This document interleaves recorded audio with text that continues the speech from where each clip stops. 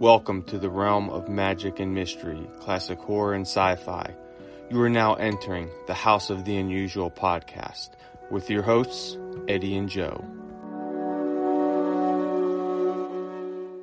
Welcome, everyone. I am your host, Joe Pavlansky, pop culture historian, writer for Scary Monsters magazine, and curator of the Crypt of Classics. With me, as always, is the maestro of mail-order mysteries and owner of houseoftheunusuals.com, the intrepid Eddie Guevara.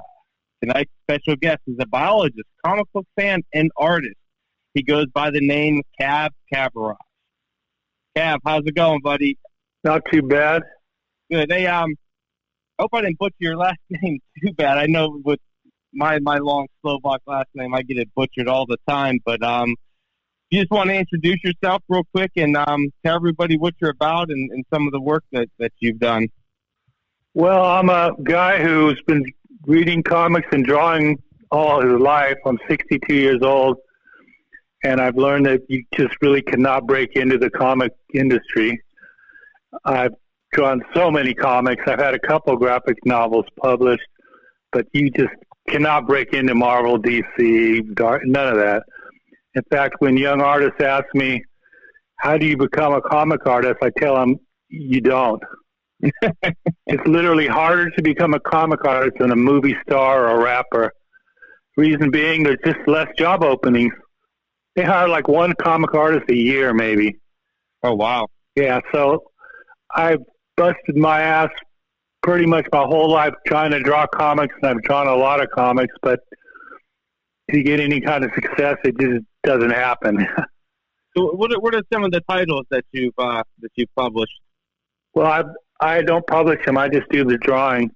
Oh, okay. But I had a science fiction comic called Tales from the Void, and I did a graphic novel called Rapid City.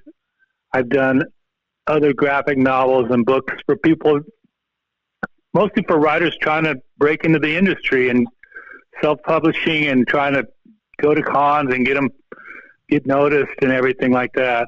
But nothing really that you would ever see in a comic shop.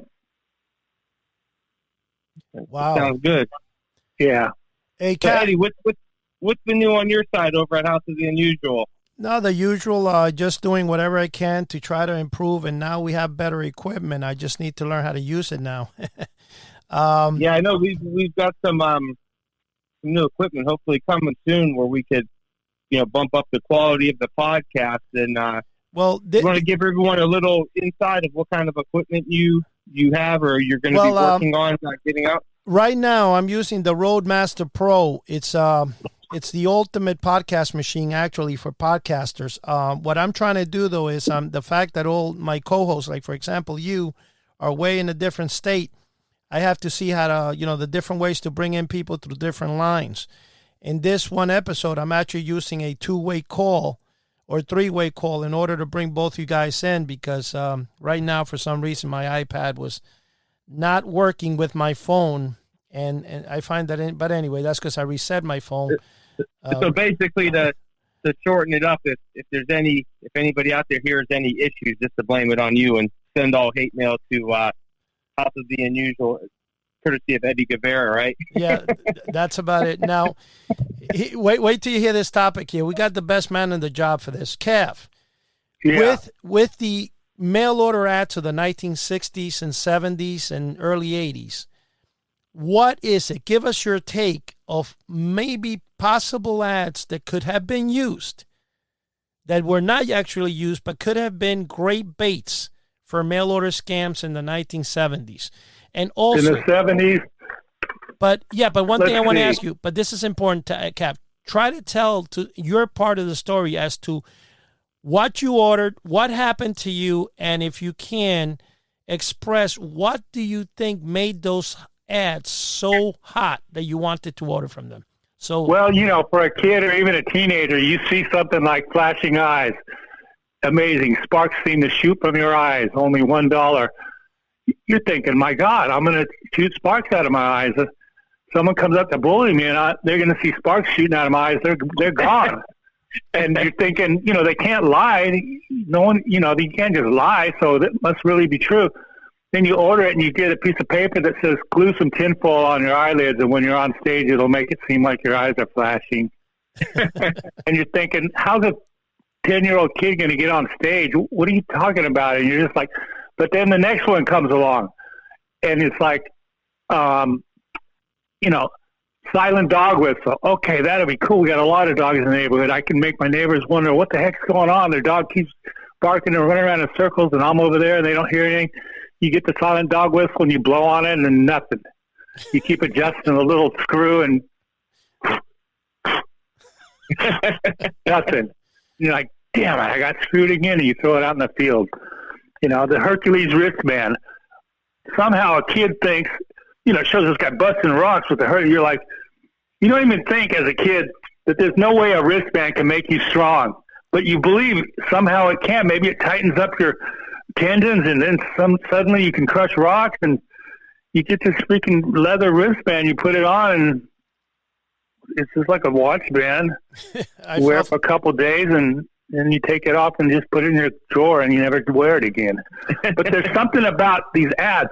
The kids would just keep buying it, thinking this time it's got to be real, And the things they promised were so magnificent that a kid would just take the risk, Polaris sub. Okay, it's only $6.95. How could it be a real submarine? But it says right there, have underwater adventures, shoot missiles. They can't just lie. This thing goes underwater. A submarine that goes underwater. Show you see the, and it's this eternal hope that people have. And I guess you could analogize it with women that keep thinking they're going to find true romance, and they keep hooking up with losers, but that doesn't stop them, It's almost like these mail orders that they should have had in the fine print, especially for the sub, must use your imagination for underwater adventures. Yeah, but the thing is, they wouldn't sell a single one. They had to sell. Exactly. And they did sell, and they promised it hopes that were beyond belief. Yeah, the thing about I was going to say, I didn't mean that to cut you, but the wristband, I had to laugh right now when you said that, because especially with the weighted one that had the two weights on it, I used to think it would give you power. I thought it would give me power. I thought, the X-ray specs, they show a woman through her clothes, and actually, of all the novelty ripoffs, X-ray specs was probably the one that gave you the most for your money, because it actually kind of looked like you saw bones, and the girls would scream when you're in sixth grade looking at them. They'd all run around screaming. So you actually got something out of that. Silent dog whistle, nothing. Doesn't do anything. Flashing eyes. What are you talking about? I'm going to glue tinfoil to my eyes and the sparks are going to shoot? No. How am I going to get on stage, bro? I can only imagine the parents' nightmare of their kids coming to them with glued tinfoil to their eyelids. Yeah, right? Well, luckily they didn't have super glue back then, or it could have become a real issue, right? Yeah. Elmer's glue, okay, you can get that off. But what about crazy glue? Imagine if some kid put that on. Oh, my God. The ironic part is I actually was on stage as an adult. I used to be a ballet dancer, and it never crossed my mind to do that. I'm kicking myself. I could have glued triangles on my eyelids while doing Capella or Nutcracker or something, and maybe it would have flashed. Maybe people go, what the heck is that guy's eyes? Actually, the ballet director would probably stop. What's on your eyes? What are you doing? You're wasting my time. Yeah. Well, Kav, what do you think could have been items that could have been used? Me and you had a long talk about that. I wish I could remember everything. We talked about this for an hour. Yeah, we talked about the tin cans with the string, how you described them. Remember that? Oh, right. You don't actually show the picture, so you say something like, communicate from a long distance, doesn't need batteries, have secret messages with your friend or neighbor. You can talk to your friend and make secret plans, and then it comes in the mail. It's just a piece of paper that says, glue some string between two tin cans. Or the best People part would have bought it, bro. Yeah, they would have bought it. But what about the one that you said about that too? You can get tapped into. You can what? You cannot get tapped. In other words, if you're talking. Oh, right. No spies can tap your conversation. Yeah, exactly. Well, I was reading one book by Jerzy Kosinski. I don't know if it was true or not, but he tended to write about true things as a fiction. And he said his friend made a fortune. You put ads in the papers all across the country. 3 original ticklers, $1, and it was 3 feathers. Over. Yeah, and people bought them, and of course they were ticklers. This is obviously some innuendo here. It's gonna make my wife really happy with the ticklers. Nah, bro, you 3 feathers. Yeah, the thing is that the way those ads were worded, it just people always fell for stuff like that. And and mostly kids, let's be honest, but I guess some adults would buy some of these products too. Well, they did very well. They did very well in the basically the porn industry, selling and ripping off adults just like they did kids. And you would think adults know better, but believe it or not, they didn't. I was one of those that fell for both sides. Yeah, I mean, adults. They had ads for adults: lose weight, gain weight, get muscles, get big hooters, increase your, adults bought that stuff. You would think that with all this said and done, for years, even to this day, you still go online and you got some guys selling testosterone boosters and they still go on because they're still ripping off people, and people don't understand. Like, for example, the beauty creams. That's all snake oil. The only thing beauty creams do, no matter how elaborate they are, how expensive they are, is they do a temporary tightening of the skin. Yeah. But once you wash it off, it's going to fall. It's not permanent. And by the way, my mom had maybe 100 jars of that stuff.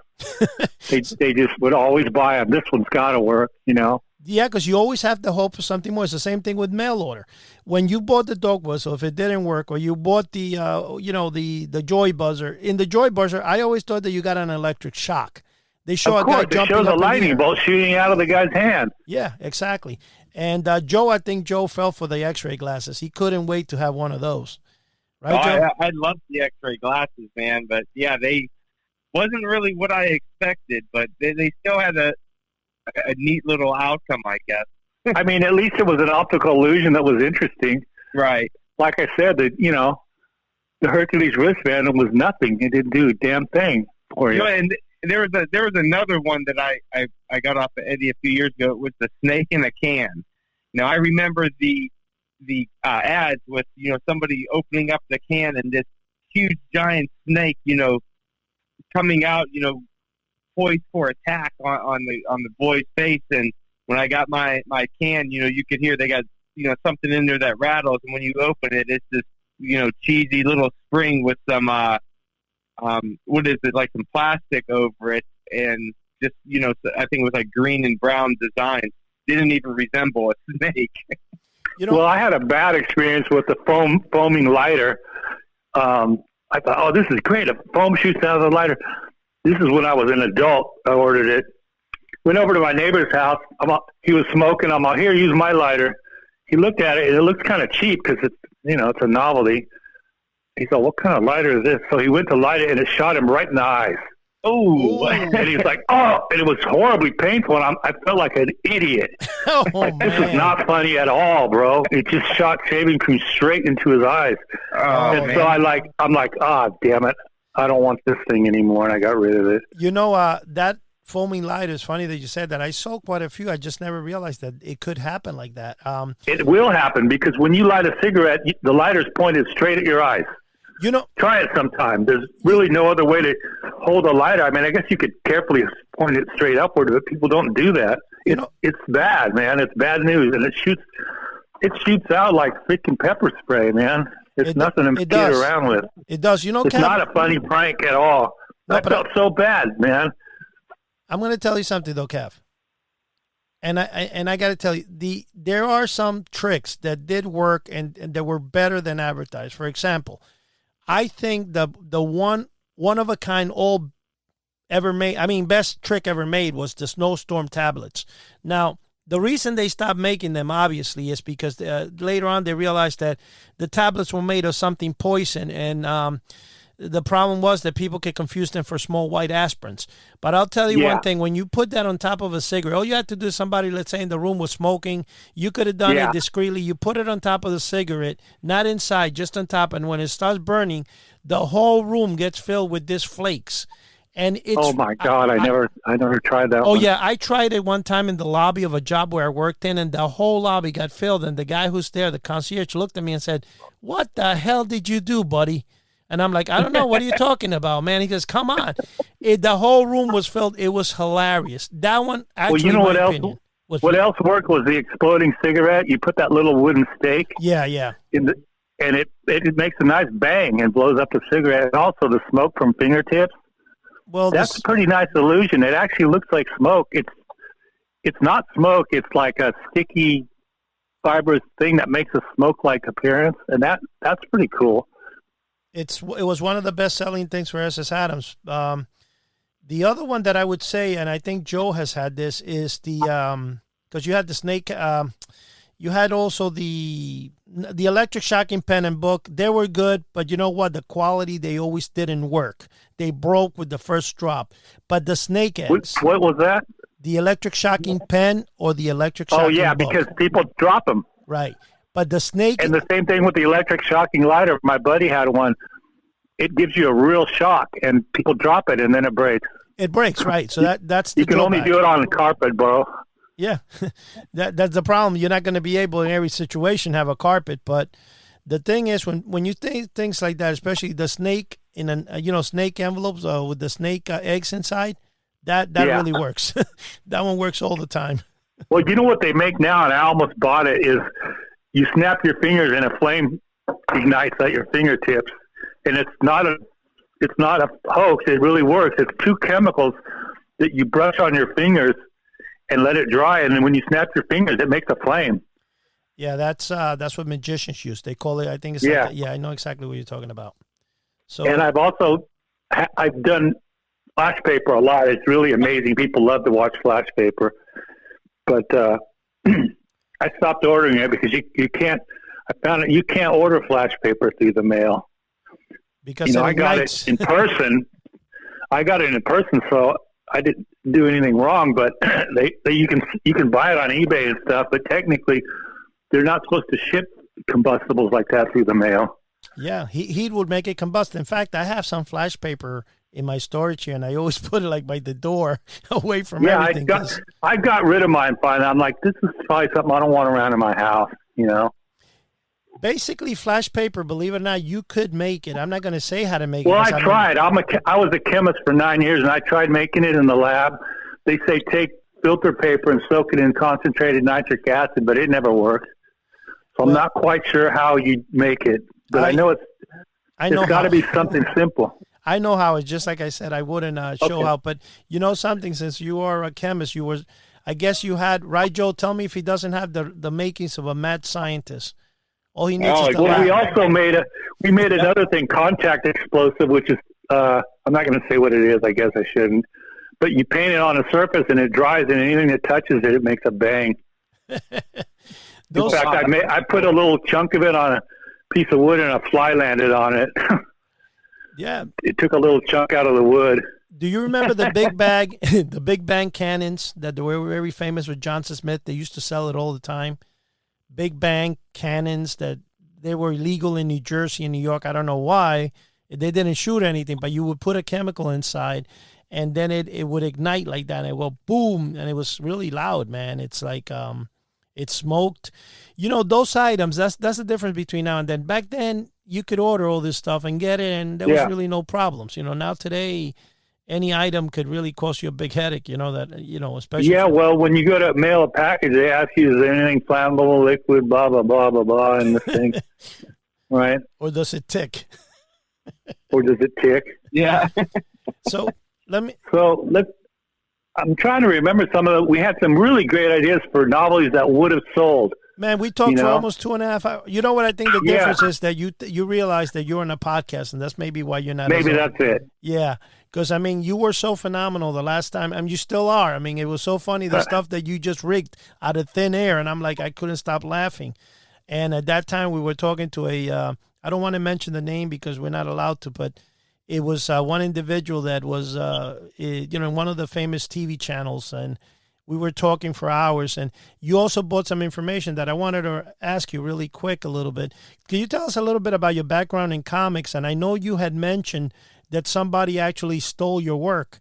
Can you tell us a little bit about that? Wait, I don't remember anything like that. Stole my work? No, not stole, but you remember that you did something, they changed it, and it was kind of like their stuff, but it was actually you who did it?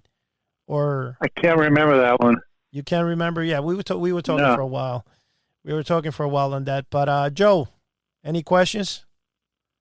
I just wanted to bring up one of the other mail order ads that I could remember that I always, kind of wanted as a kid because I took martial arts when I was young, was the Count Dante, Deadliest Man Alive, mail order. I wonder how many kids, received that package or whatever, or the pamphlet, whatever came with it, read it and thought they were, some kind of tough guy, went out and started fights and, got their butts whooped with that and were kind of disappointed with it. Same thing that would go along with kind of like the Charles Atlas thing and, all the other ones that would make you a strong man or, a martial expert.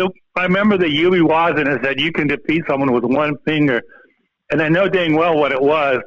And you actually can defeat someone with one finger. You jam someone in the eye as hard as you can with one finger, and they're done. Yeah. Period. I don't care how big they are. It's actually better to use two fingers because they brace each other, so you don't want to break a finger. But you jam someone in the eye with fingers, they're done, man. So that actually might work. But then again, you have to be able to do it, and if you miss, you're going to get you're going to get whooped. I want to make a mail order that says, we'll put some big tough guy on it, and we'll say how to take down any man at any size, no matter how big you are. And then you open up the pamphlet, and on one page it just says, "Kick them in the balls." that works. But then again, what if they turn their knee in and block your kick? What if they're quicker than you? Then you're screwed. What about in James Bond? About that. In James Bond, we would want to sell. We're just worrying about selling them. Yeah, but in James Bond, guys, remember, one of them had steel balls. What happens then? Then you break your instep. Then that's when you should have bought the other one that says, how to poke a guy in the eye with one finger. Listen, you bought, let me tell you guys something. You bought a topic out, Joe, right now, a few seconds ago about Count Dante, the deadliest man alive. Very few people know. Not very few. Everybody who's ever read a comic book came across Count Dante. He was probably the most popular, the most conniving, or whatever you could say, fraud. And I'm saying fraudster. Oh, that's exactly what he was, too, yeah. He was so good that what made him so popular is one time he challenged Bruce Lee. Now, I know his whole story. In fact, I wound up paying for that stupid book almost $150. When I first obtained it a while back, because as a kid, I never did actually order that. But one thing about him, though, is he made himself bigger than life, and people believed it because he just liked talking a tough show. You know what I'm saying? He would just go out there. He challenged Bruce Lee, which he knew Bruce Lee would not come out and actually fight him. But the challenge I don't believe that story because I'm probably one of the world's foremost experts on Bruce Lee. I've read every book he's written and every book and magazine about him. If he was challenged to a fight, he'd be there in a heartbeat. No, he did that. But remember, Count Dante was all the way, I think, in New York and something, and then Bruce Lee was in California. Trust me, Bruce Lee never refused a challenge. I know what you're saying in that, but with the story with him, I actually have a book on Count Dante, and I mean, it's a long story with him. He actually did send, or I think he wrote a challenge or something. But the point is, what I'm trying to say, that he was a master manipulator in getting people to order his course. In fact, he sold thousands, even millions of dollars worth of mail order items through the late 60s and 70s. The other one was obviously the famous Charles Atlas. They're still running to this day. It's still in business. You know what, Eddie? I'm looking online right now, and it's saying he never challenged Bruce Lee, but part of his advertising was that he said that he worked out with Bruce Lee. Yeah, and Steven Seagal said that too, but yeah, that was part of his marketing, to try to I guess maybe add some, credit to his claims. I don't believe any of that. I have to ask that. I have to ask because I'm almost positive reading about some type of challenge. I got to see because they had like a picture of the actual ad. I have to see because I have a book about Count Dante. It's actually specialized in and written by a friend of his. That it's like a biography of his life story. So yeah, I don't see him challenging Bruce Lee, but I could definitely, the way his character was, I could definitely see him saying, "Oh yeah, I worked out with Bruce Lee. We're on first name basis. Yeah, buy my course because it's backed by martial arts that I know from Bruce Lee." And what kid wouldn't say, "Well, this guy must be legit. Then let's buy his garbage." Well, no, the thing is that he had the Black Dragon Society. Is that what it's called? I mean, it's Black Dragon Fighting Society. Yeah, and he was like a secret society that in order to be a member, the whole thing is that the book he sold in the mail did very well for him. And the guy was a genius when it came to manipulating and writing ads. Some people, I mean, let's say he was kind of like a modern day, what do you call this guy from Barnum and Bailey? Barnum, P.T. Barnum, a modern day P.T. Barnum, you could say. But yeah, he was a huge fraudster, man. But his books are going for crazy on eBay. You got to be kidding me, really? Oh yeah, they're hundreds of dollars, man. Yeah, his 1968 original one, man. They're up from, I think the cheapest one's $165 and unbelievable. What makes sense because it's stuff people would have thrown away. Yeah, well, they're still out there, man. See, the problem with anything like that is that again. Anything people, especially a lot of people, looked at that and they believed what they wrote. Just like what Kav has been saying, people at the time believed what they were doing. The stuff sounded too good to be true, but hey, it's like Kav says, they're not. They got to, they got to put down the truth. They can't lie to us. Well, it's like a kid's looking at the Polaris sub and he's thinking this can't be true, but this other part of his mind is saying, but what if it is true? And it's that tiny thing that suckers always fall for. What if it is true? Yeah, there's that what if factor, and them. I could see them saying, thinking, "Well, I don't want my buddy to get it before I get it," and you order one, and that you get the junk that you get, I guess. I kind of believe that the sub was a real sub. I just. Back then, $6.95 was a lot of money, by the way, and I didn't have $6.95, but it said right there in the ad that it goes underwater, and so I wanted to take it to the river. Well, good thing you did it. Everybody did. Well, in fact, that they made a CSI New York. I think it was season 4. I mean, I'm just throwing in the ballpark. I don't remember, but I know. It was something like season 4, episode 8 or 12, whatever. That you have to look up. I'm not sure if you have a computer there, you might have access to know what episode I'm talking about. Joe, maybe you can look it up and tell us. But the thing is that they made one particular show where supposedly this guy was going to kill the magic shop owner who sold him the sub. And the reason for that was because when he was a kid and he bought the sub, his girlfriend and him went to the river and she drowned in it. So that's the dumbest story I've ever heard. But who's going to think a piece of cardboard is going to actually go in the river? Well, they made the show on it. They made that CSI based. You know why they made it? Because they didn't know what the sub was. Well, they didn't know. They thought it maybe was some kind of metal tube. They didn't do their research, man. Because no one's taking a piece of cardboard box to the river, and they're not drowning in either because all you do is bust out of the cardboard. Yeah, I bet you they probably thought, like kids, that it was maybe thin sheets of metal or something. Yeah, that's bad script writing, really, really bad. Actually, they didn't even do their research. But you know what? The people, I bet you 99.9% of the people watching it, they don't know either. They wanted the sub, though. They wanted the sub. That's why the sub got up in popularity again because of that CSI. Then they also had. Well, I'm surprised they didn't do a CSI where someone scared his wife to death with a floating ghost that was floating around the neighborhood chasing her. Oh, yeah, really. Well, wait a second. Then they'll go after me. That'll be on the next one of the reality shows where they're like Ghost Hunter or something. And can you find it, Joe? Say there's a ghost in the room, and you'll see Eddie in the corner with the 7-foot ghost trying to move it with the string. Well, I just remembered one of the novelties we were talking about, Eddie. It was this remote control. Turn off lights, switches, anything in your room. Turn on washing machine. This remote control takes no batteries. You get it, and it's a piece of string. Tie the string to the light switch and pull it. That actually, Jeez, oh man, that actually could work. That could have worked because you're selling the sizzle, not the steak. This remote control can, and of course you have to put in the verbiage like amaze your friends. They won't know how you did it. How did you? I'm sitting on the couch and turn on your light from 20 feet away. Your friends will be totally astonished by these magic abilities of yours.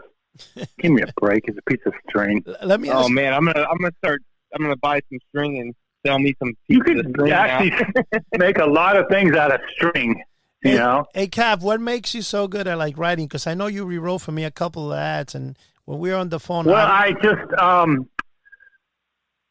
always had a knack for words. Like, even like when I go to a movie, I'll come out of the movie and I remember all the lines in the movie. My friends are all, how do you, I'm saying verbatim lines from the movie that I just saw once.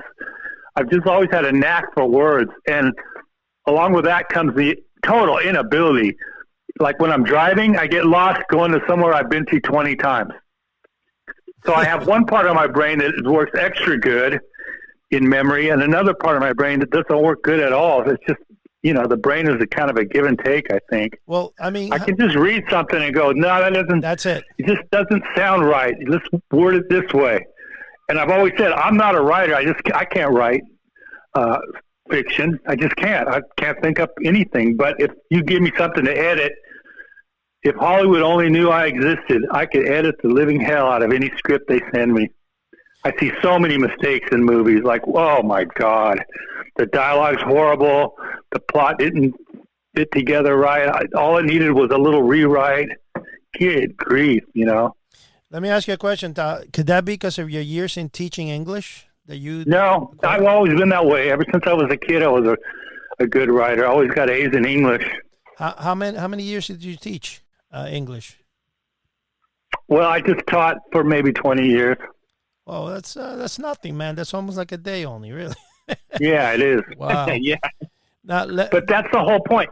I could write those ads like, I've sent Eddie many rewritten ads like the 7-foot monster and different things to make it even more amazing, to sell even more. Exactly. I could have written those ads like we would have sold, baby, because I wouldn't specifically lie, but you just word it so that the kid's imagination thinks he's getting something super awesome, Yeah, I mean, I'm telling you. The flashing eyes, it did say sparks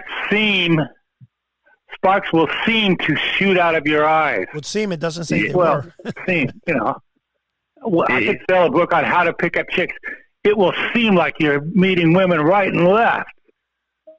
Yeah, you never met a single woman, but you could say it seemed like you did, I guess. You know what, guys? Here's another thing. You guys are blowing my mind. See, here's the whole thing, Joe. When me and Kav talk and stuff, we're both like in the same genre, basically, in years. He's a little older, but exactly. But we go back to the time. There was a book that I fell for. I forgot all about that, How to Pick Up Women. And there was another book entitled How to Make Love to a Single Girl, something like that. Those books, and it was like really bad pickup lines, right? It was, you know what? But you swore after you read the book that you were a perfect gigolo. It didn't quite work that way. The thing that guys don't understand about picking up chicks is, number one, pickup lines just don't work, ever. You got to talk to them like a freaking human being, Yeah, and you got to pick up lines you read in books or see on TV. For sure, not that, but all like fantasy. I mean, I was kind of a ladies' man when I was younger, but there's really nothing you can say if you see a woman you're attracted to across the room. There's nothing you can say to her. You can't walk up and say anything. You're going to look like a loser no matter what you say. So you just can't pick up women that way. It's got to kind of fall in your lap. Or if she smiles at you and gives you an invitation to come over and say hi, that's another thing. But these cold calls to women, you got to realize any attractive woman gets hit on maybe 20 times a day. You're going to get nowhere with a pickup line. Exactly. You know something that's so funny that, and Joe, this is funny when you mentioned before, because you got now bringing things back to me. That book, actually, the one I'm telling you about, How to Pick Up Women, sold over 1 million copies at the time. I lost mine in the fire when I had the storage facility back in 1995. But that goes to say that, anything you tell a person, if you say it many times over, eventually they believe it, regardless what you're telling them, because people will tend to do that. But the thing is, though, like P.T. Barnum, what made P.T. Barnum so famous? He kept, like he said, there's a sucker born every minute. No matter what, people will always think that that you or somebody has a better thing for them, and especially when you sell things in mail order. It's going to make you look good. It's going to give you power. It's going to make you attractive. You're going to drive a big car. In reality, that's all fake. And that's how the multi-level marketing companies today generate so much revenue. They usually take doctors, people in high end, and then those people start going to a group meeting and they start telling her, look at the car I drive. I've been a doctor for 20 years. Yeah. I think it's part of that too. It goes back to, the propaganda from World War II. I think it was Joseph Goebbels who said, if you tell somebody a lie enough times, they start to believe it. So these companies would put in their, the comic books, the same ads that were lying to kids. And if you're, a kid and you're reading, 10, 20 comic books a week or a month, and you keep seeing this lie over and over and over, eventually you're going to start to, maybe believe it and think, well, I need to buy this. Well, for something like nutritional supplements, what they do is they throw out a bunch of science words, and most people don't know any science. So they start hearing about this product will lower your pH, and lower pH means more electrons, and electrons is what your body runs on. What the hell are you talking about? You lower the body's pH by even a minute fraction, you're dead. And no, the body doesn't run on electrons. It's not a freaking radio. Your body has to get rid of electrons. It's called the electron transport cycle. That's the whole reason you breathe. Oxygen takes the final electron. But here's these people, they read it. Oh my God, I'm going to get more electrons. If I take this supplement, I'm going to have more energy. So you're getting people who don't know a subject. You throw a bunch of big science words at them, and it's just, they're so gullible in the nutrition business. There's so many fake nutritional. Just like anything, you throw out those buzzwords that grab people's attention. Yeah. They do that with headlines now. They'll put a few buzzwords in the headlines, and you're getting these people that are just reading headlines and not the full article, and then trying to base their argument or their facts off of a headline. Well, you just fell for the buzzwords, not the facts that are in the article. And, that's been in marketing for decades. Well, I read this one book called Siberiad, and one of the characters in the book, this is like a true story. He would go around interviewing different people, and this one girl was selling smoothies with crushed up crystals in it, because crystals give you cosmic energy, and it's really, really, really, really, really, really, really good for you. You're drinking sand. Crushed up crystals is sand. It's not going to do anything for you, you freaking imbecile. But, oh my God, crystals? Yeah, crystals and auras and cosmic energy and, positive karma. People believe that crap. You know how many my people... moon is in Jupiter, so let's do this. But you know how many people do this? I'm sorry. How many people... You get those buzzwords. Just like, you go back to the Count Dante ad, and it says deadliest man alive, and someone says, yeah, I could be the deadliest man. I could be that, the deadliest man. And but that's and by the way, you're promising something they really want. They want to be able to beat up every man in the world. They want to be able to see through women's clothes. They want to be able to look through walls. You're selling the fantasy of it. Shoot sparks from your eyes. I really, really wanted. I'm a kid. I really wanted to shoot sparks from my eyes. I mean, you're holding this thing. You're promising something they really, really want. Smoothing creams, nutritional supplements, lose weight. It's something people really want. So they right out of the gate, you got a customer who wants to believe you. A used car salesman would die for that. You got a customer coming in to buy a car that wants to buy your car, no other car, your lot. And so, people, there's no longer really a market for comic book novelties, but there's a huge market for nutritional supplements, weight loss, meet women. Yeah, that's the big thing now. Grow hair, all these things. Pounds with this pill and you don't have to work out. One thing I'm going to tell you guys, when I sell, because of all the new regulations that are out there, not that I think they're protecting anybody, but I always make sure that I tell people I'm selling novelties from the 70s for entertainment purposes. I keep the idea behind it. I use the same inflated product things from it.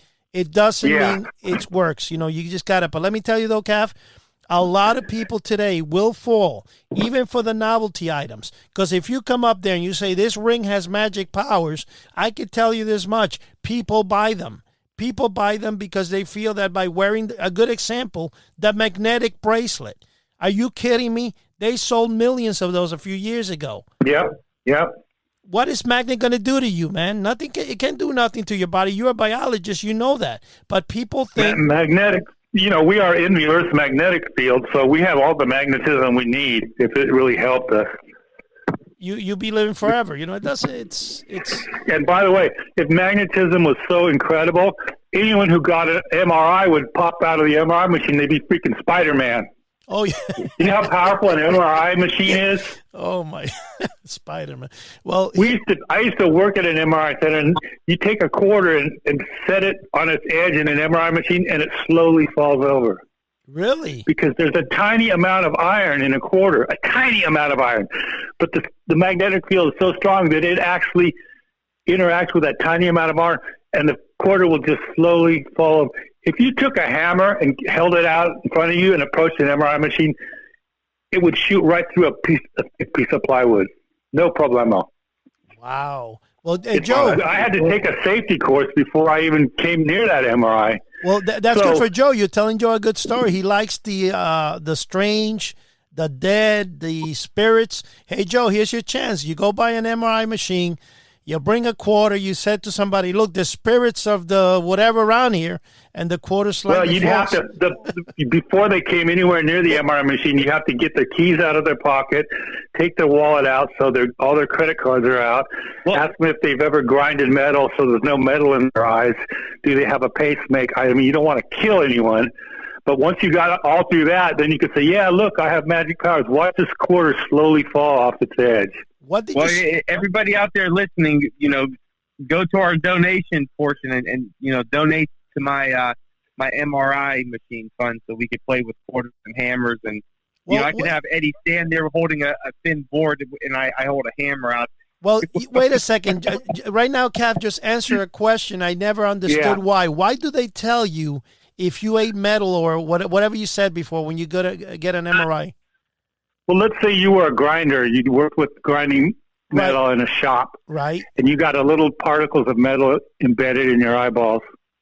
And you walk past an MRI machine, and those particles of metal just shoot right through your skull. What? And kill you.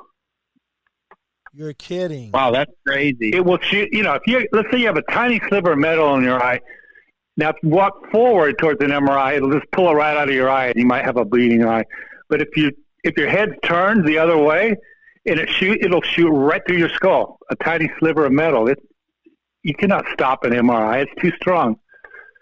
Wow, that's why. Because I've always gotten used to, do you have it? Like, for example, I had a hernia operation, and they put these clips in me, and they asked me, do you have clips? But I think they made it titanium. I don't know if that's going to go with but that's why I never realized that. You just blew my mind today. You guys have brought back memories I haven't had in a while, man. So, guys, donate to Joe. Joe wants to buy an MRI machine. He's got a lot of spirit seances. Just go and say, you don't have to buy anything. Just say, I'm interested. I'm going to have an MRI. Can I look at the machine? And most places will give you a tour of the MRI machine. No, but we need Joe so he can do his seance and stuff, Yeah, you can do it. If you had an MRI machine and you could do a seance, but like I said, you have to clear all your personnel first. You don't want to kill him or wipe out the first time I was working there, my friend said, give me your credit cards. And I thought she was kidding. Like she wanted my credit cards. I'm all, ha, funny. I walked past there. It cleared my credit card. The magnetic strip wouldn't work anymore. Really? Yeah. It cleared my debit card, my ATM card. Everything was completely cleared. I had to order new ones. Oh, my gosh. See, Joe? If you want to clear a hard drive, well, actually, you couldn't clear a hard drive that way because it gets sucked into the machine and smashed. But maybe if you stood a little ways. Remember that scene in Breaking Bad where they made the giant magnet to wipe all the computers clean in the police evidence room? Did you guys see that scene? No, I've never watched Breaking. Yeah, they made it. They took a junkyard magnet that picks up cars, and they hooked it up with a bunch of batteries inside of a big truck, and they turned that baby on, and the truck tipped over. It stuck against the wall, and all the items in the evidence room started flying towards the wall, and all the computer drives were cleared. Well, they used to have Eddie. I think we need to get a big magnet now. No, well, here's one thing. You guys, Kav knows this. I don't know if you know, Joe, because you might be too young. But when I was with VHS, when VHS and Betamax came out, they used to sell. It looked like an iron to iron your clothes, but it was really a small little iron, and it was a magnet. And you used to use it to, let's say, erase your tapes. You would have to rub it on the tape, and that was it. So yeah, I've never seen that. Oh, yeah. You can even see on eBay. They probably have some old ones. But that's how, because they're magnetic tapes.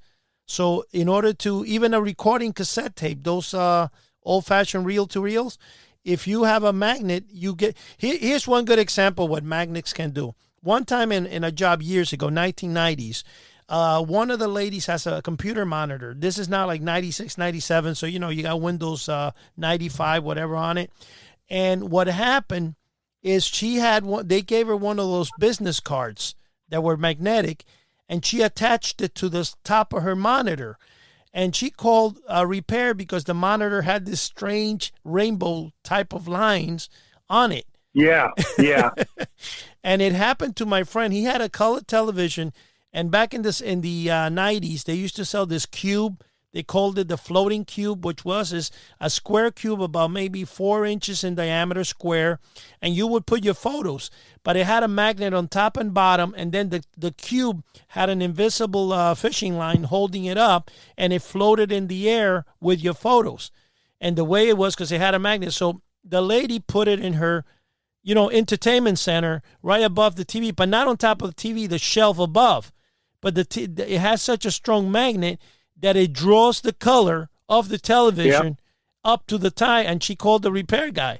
So the guy comes in. We used to do that when we were kids. We'd hold a magnet up to the TV and just for fun. Well, that's how they used to adjust the colors. When you used to call the repairman, they would come with a little white thing. You plug it in, it had a red probe, and you wipe it around the screen, and it somehow made the picture better. It made the picture better. That's how they used to basically calibrate your televisions. Yeah. But here's the funny thing about it. I was there when the repairman come in, and he goes to the lady, "Here's your problem." And I'm like, huh? It cost her like $60, though. That's the funny thing. Well, I had to pay $100 when my engine light came on, and it was just that I hadn't tightened the gas cap. Oh, yeah, I've been through that one, too. And by the way, they should tell you right off the bat when you come into the shop, have you tightened your gas cap? That's the first thing you should do when your engine light comes on. A lot of them do that now, because that happened to me about a year ago or so. Yeah. I called in for it, and they said, well, did you check your gas cap? And that's actually how I found it. I'm like, well, no, I guess I did it.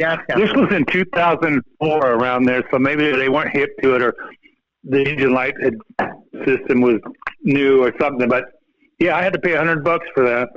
Oh, that's great. Just for them to tighten up the gas cap. The funniest thing is I go into there was this Indian in a gas station, and he spoke very little English. And I kind of got mad because this happened a couple of months ago. I was kind of like embarrassed myself, but because I'm like, where the hell did this guy take with my, what he do with my gas cap, man? I just put gas and he didn't put it back on. I didn't realize that the cars now come in with they have no cap. You just open. Oh, Eddie, I just remembered another one of our novelties. Go ahead, bring it out. Animal Master. Make animals come to you. They will circle around you like crazy, like you're some animal. Your aura will attract them. Make dogs, cats shoot over and hover around. You got me sold. You got me sold. What is it? Yeah, here it is. You get a piece of paper. Put a piece of meat in your hand and hold it up.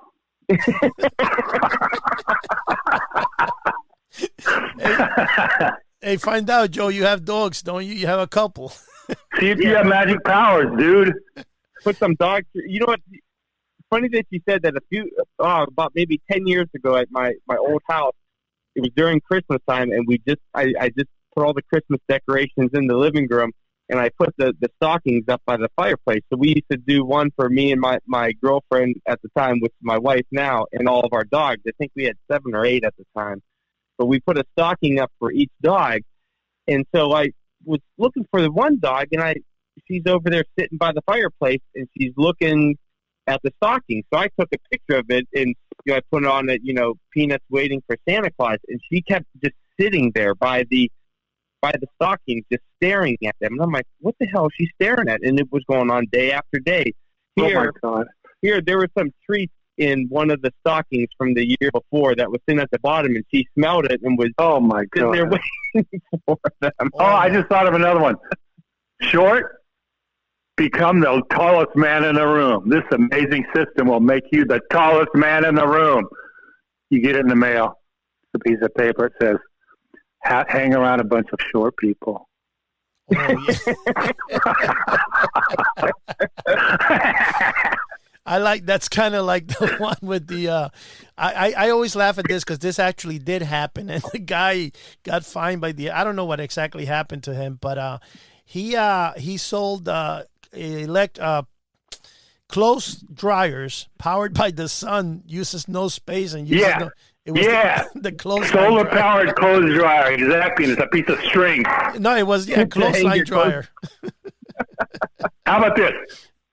Increase your IQ. Become smarter. So much smarter than you are now. This amazing system will actually make you smarter. You get it in the mail. It says, read the entire Encyclopedia Britannica.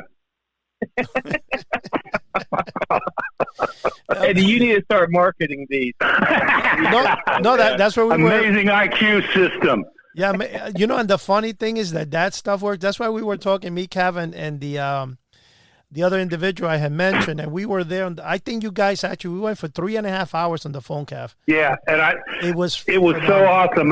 There's no way you can ever recover a conversation, unfortunately. And you know what's so funny? Because you did so well, because you knew you weren't being recorded, like you said. Yeah, and we had so many of these type ideas. But, I think the biggest ripoff of all time was the Man from U.N.C.L.E. See-Through Walls. Oh, yeah. And I almost ordered that damn thing. Luckily, I didn't. But, my God, this shows him he's just holding something against the wall like an X-ray scope. And you think he has an X-ray scope, and you can just move it around and look. No, it says drill a hole in the wall with the enclosed drill, and then put this peephole through the wall. Your mom won't care. What the... Number one, you only see one room, one part of one room. That's so funny. Give me a break, man. You know something funny? I bought one on eBay a few years ago because I wanted to get it. I paid like $119 for that stupid thing. All it really is the size of a pen. How about this? This would only work in the old days. See-through doors. Using this amazing system, you can see through doors, see what's going on, do spy techniques on, and then you get the thing in the middle that says, "Look through the keyhole." Yeah, you definitely have to have one of those old skeleton keys. That's what I'm saying, because when I was a kid, we had keyholes in our house. We had an old house, and we did peek through the thing. Yes, you can see, but you got to market it. Let me tell you something. There's a guy on he's a famous guy. He does podcasts, a lot of political podcasts. He's Arabic, but he looks like Hispanic. I forgot his name right now. I think it's Joe something. But this guy had some guy named Max, who was the most wanted FBI mortgage broker or something, that he stole millions of dollars with mortgages. And I was listening to the entire podcast. This guy was amazing how he would actually write mortgages on houses he bought for $50,000. And the other guy's looking at him, the guy who's interviewing him, he's like, are you kidding? And he goes, yeah. He says, I did it all the time over and over. Listen, if you know how to word things right, whatever you write down, there's a good chance that somebody's going to believe you.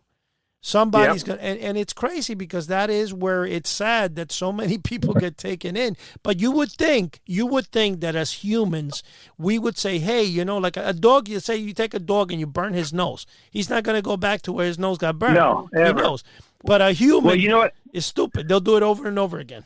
You know what? I work in law enforcement, and I see a lot of times that these people that fall for the email scams where they say, I'm a prince somewhere, send this money, and how many people will actually say, and it's not just older people. You know, people in their 20s and 30s that are sending these people money. It's all because of how it's worded. It's worded in a way that they actually believe it.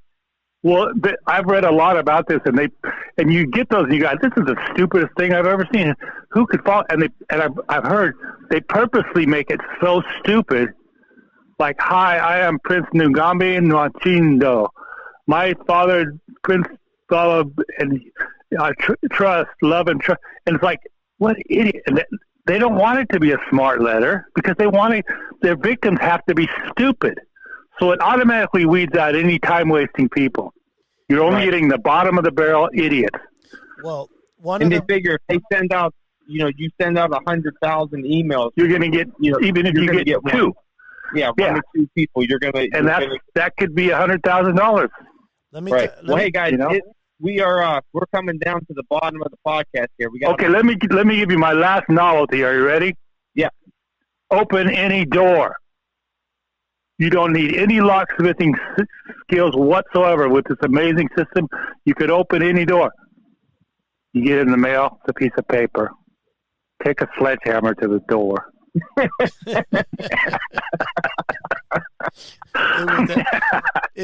That will definitely work. You know, actually, and I'm going to say, because I think we're about the last 4 minutes on the podcast here. We need to, let's wrap it up with our final thoughts. Yeah. What I was going to say, the one that I find the funniest, and I keep finding funniest, is that some rich man, he was an aristocrat or something in Europe, and somebody sold him steaks in the Brooklyn Bridge, and then he went on to sell him steaks in the Eiffel Tower, the same guy. And the reason they never prosecuted the guy is because the guy who fell for it was embarrassed, and he didn't want to press. Unbelievable. Did you see the one recently? There was, I can't remember what state it was, and the guy's going, I think, he has it through litigation now, but he bought a piece of property, and I don't know how it was worded, that it was this pristine, piece of land that nobody's built on it, and, he ended up getting the deed and everything, bought it, I think, for $15,000, because it was a deal, and here it was like a strip of grass between two houses, and the strip was like, I think it was like 4 inches wide and like 20 feet long, something like that. And it actually, there's a picture of it. You could find it online. There's a picture of it, nestled in between these two houses, and then it runs along the driveway. And the guy, he's taken the people through, the court system, to say that he was, kind of shystered out of it. Yeah, that's amazing. Well, there was one story in Strange Adventures. It was the man who sold the earth. And he sells the earth to these aliens, and he's tricking them, selling the earth. But it turns out they paid him with jewels, but it was really hyper-frozen space water. Oh, really? So they ripped each other off, and that was the story in Strange Adventures. Well, hey, we are down to the last minute and a half, so I'm gonna wrap it up here. Yeah, all right, guys, good talking to you. Kav, I want to thank you for coming on, and Eddie, thank you as usual. Everybody out there listening, thanks for listening. Subscribe to our podcast. Send us over a 5-star review if you like what you hear. Head over to houseoftheunusual.com. We have a free forum there, free email list to sign up and join our forum. There's a spot on there you can interact with some like-minded people, and also give us some ideas of what you want to hear each week. And if you want to be a guest, let us know too. And also check out on YouTube House of the Unusual. Eddie's always uploading new videos there. We have 2 new videos that just came in, an unboxing that I did and another unboxing that Todd Mason did. So check that out. Head over on to Instagram as well under House of the Unusual and check out some cool photos on there. And again, thanks everybody for being on the podcast and thanks everybody for listening. We will see you next time. Take care. Night.